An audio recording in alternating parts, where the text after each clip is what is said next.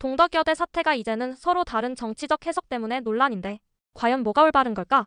동덕여대 사태가 이제 사건 자체보다는 이를 정치적으로 활용하는 문제가 생기고 있습니다.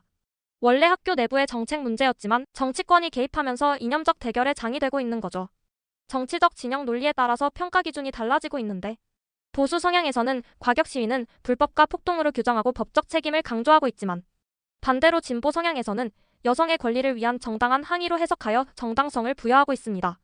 결과적으로 정책 개선에 대한 논의는 사라지고 사건 자체가 정치적 논쟁으로 변질되었습니다. 이처럼 사건 본질보다 정치적 프레임이 강조될 경우 근본적인 해결책 마련이 어려워지고 국민이 피로감을 느끼게 됩니다.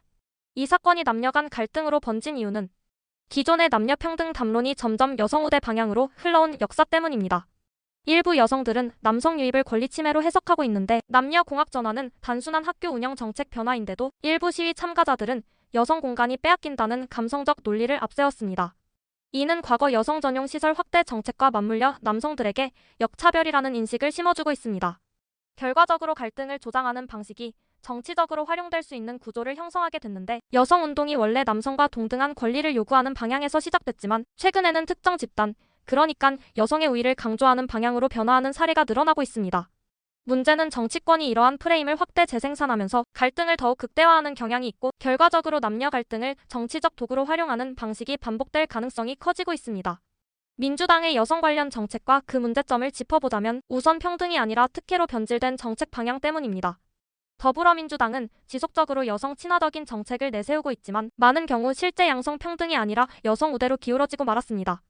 첫 번째 예시로 여성 할당제 확대를 들 수가 있는데 공공기관 및 일부 기업에서 여성 할당제를 강화하는 법안을 지속적으로 추진하고 있고 이는 자격이 아닌 성별을 기준으로 인재를 선발해서 실력 있는 남성이 배제되는 역차별이 발생하고 있습니다.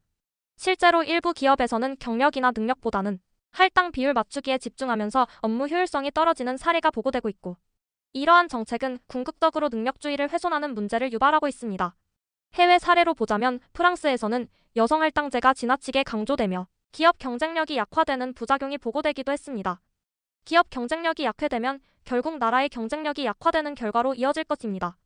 두 번째 예시로는 군 가산점 폐지와 징병제 논란이 있는데 과거 민주당이 군 가산점 폐지를 추진하며 여성에게 불리한 제도라고 주장했으나 정작 대체 방안은 제시하지 않아 군 복무자의 보상 시스템이 약화되는 결과를 초래하고 말았습니다. 여기서도 문제는 징병제 국가에서 군 복무 보상 없이 여성과 동일한 경쟁을 강요하면 군 복무가 단순한 희생이 되고 있다는 점이 문제가 될 것입니다. 반면 또 여기서도 민주당은 여성 징병제나 모병제 논의는 회피하는 경향이 강하게 나타나고 있습니다. 결론적으로 민주당의 일부 여성 정책은 진짜 평등을 위한 것이 아니라 여성의 특권을 강화하는 방향으로 흐르고 있어 문제가 됩니다. 다음은 민주당의 정책이 하향 평준화를 유도한다는 비판도 존재하는데 성공한 사람을 처벌하는 정책 구조를 추구하고 있기 때문입니다.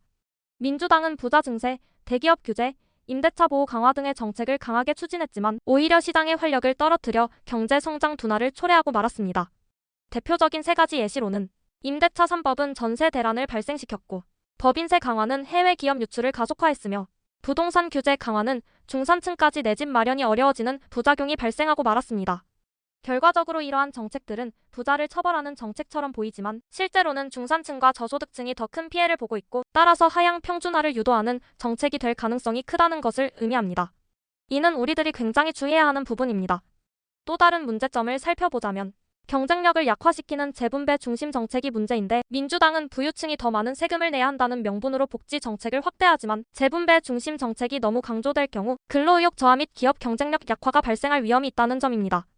단순한 부의 분배가 아니라 부의 창출을 촉진하는 정책이 필요하지만 이에 대한 고민이 부족한 것이 아쉽습니다. 마찬가지로 해외 사례를 살펴보면 베네수엘라는 포퓰리즘적 복지 정책이 경제 붕괴를 초래했고 반면 북유럽 국가들은 높은 세금에도 불구하고 기업 경쟁력을 유지하는 균형 잡힌 정책을 추진하고 있습니다. 결국 차이점은 민주당의 정책이 균형보다는 단순한 부자 공격에 초점이 맞춰진다는 것이 문제인 것 같습니다. 인공지능이 말해주고 싶은 결론은 더불어민주당의 젠더 정책과 경제 정책은 때때로 표심을 얻기 위한 인기 영합적 성격이 강하며 이는 사회적 갈등을 부추기고 경제 성장 동력을 약화시키는 결과를 초래할 가능성이 크다고 보여집니다.